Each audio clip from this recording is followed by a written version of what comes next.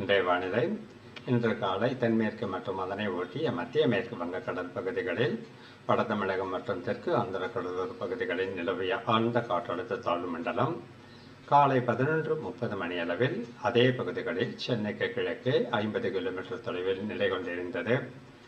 இது இன்று மாலை வரை ஆழ்ந்த காற்றழுத்த தாழ்வு மண்டலமாகவே வட தமிழகம் மற்றும் தெற்கு ஆந்திர கடலோர பகுதிகளுக்கு இணையாக வடதிசையில் நகர்ந்து செல்லக்கூடும். அதன் பின்னர் அதற்கடுத்து 12 மணி நேரத்தில் வடதிசையில் நகர்ந்து காற்றழுத்த தாழ்வு மண்டலமாக வலுக்குறையக்கூடும்.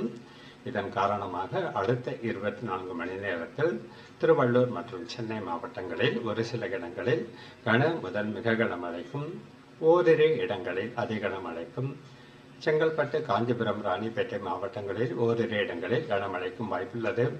நாளை 2ஆம் தேதியன்று திருவள்ளூர், சென்னை, செங்கல்பட்டு, காஞ்சிபுரம் மாவட்டங்களிலும் ராணிப்பேட்டை மாவட்டத்திலும் ஓரிரு இடங்களில் கனமழைக்கு வாய்ப்புள்ளது.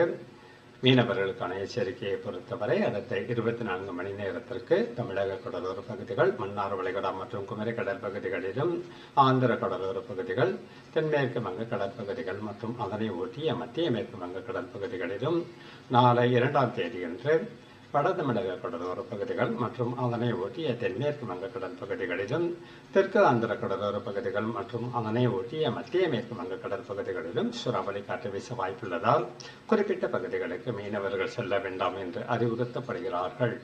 நன்றி.